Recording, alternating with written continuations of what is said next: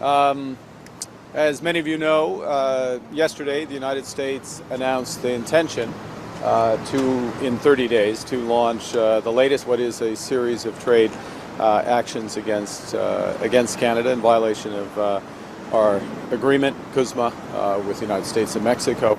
And I want to put this in a bit of perspective, then answer a couple of questions. The first is that in response to these actions, this began over 18 months ago.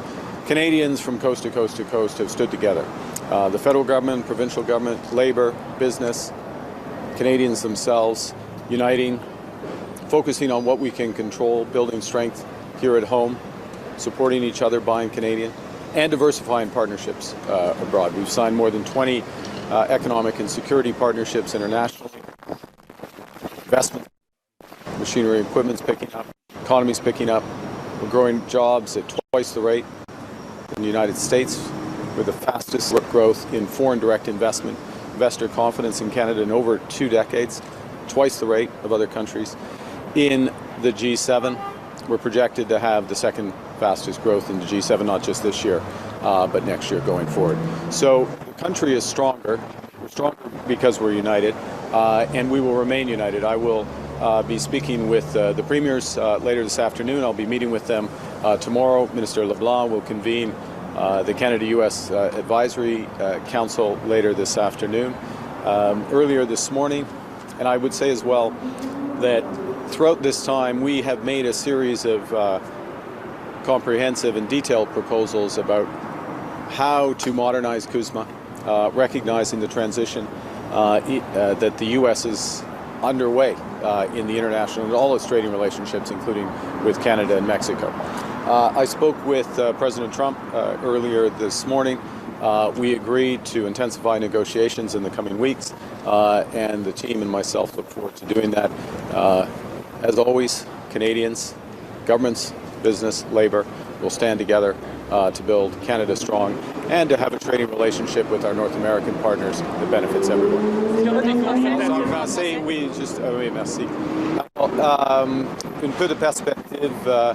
Hier, les États-Unis ont annoncé l'intention d'avoir une autre mesure tarifaire dans 30 jours.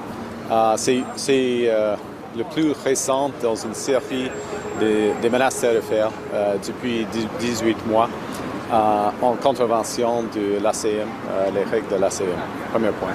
Deuxième point, depuis le commencement de cette guerre tarifaire, les Canadiens, d'une lotion à l'autre, se sont unis.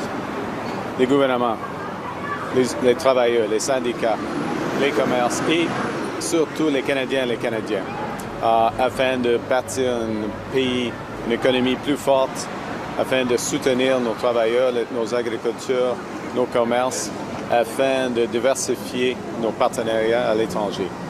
Maintenant, nous venons de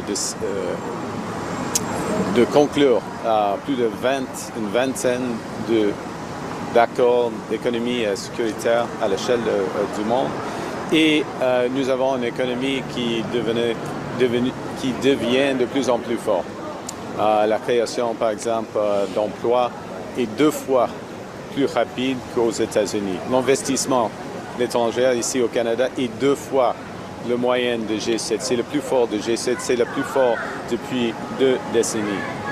Alors, une économie plus forte, des partenariats plus diversifiés et en même temps, nous avons proposé plusieurs fois des initiatives, des propositions globales et détaillées afin de régler la situation dans l'ACM en reconnaissance l'objectif des États-Unis de changer, de transformer toutes leurs relations commerciales à l'échelle du monde, y compris le Canada et le Mexique.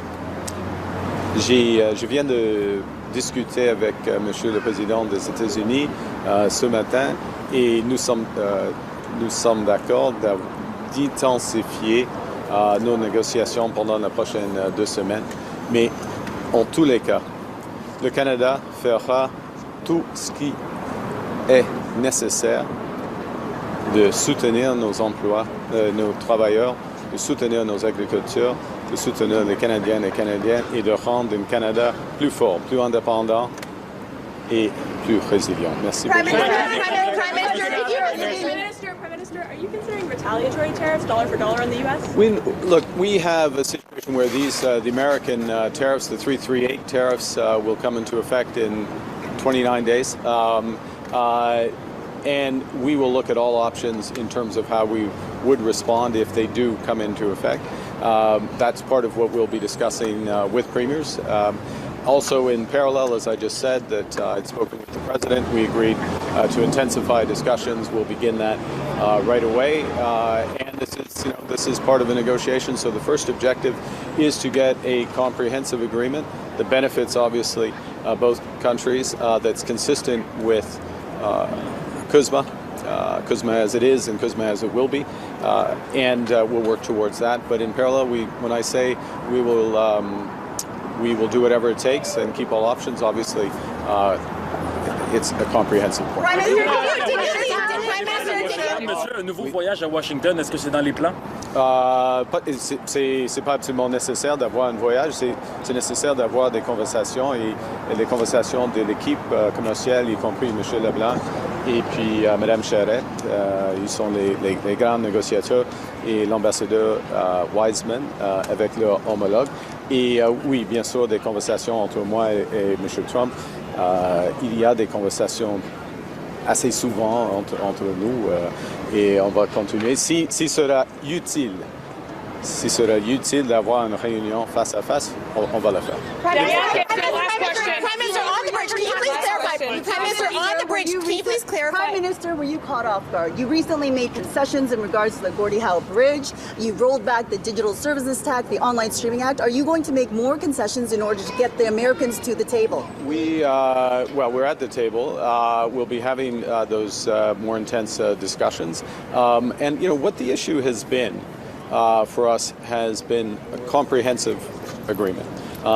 We understand the U.S. approach to strategic sectors, what they call strategic sectors. They are strategic sectors, but under their definition, 232 definitions, that's aluminum, that's forest products, that's steel, that's automobiles, pharmaceuticals, copper, others. But those first four being the most important for the Canadian economy.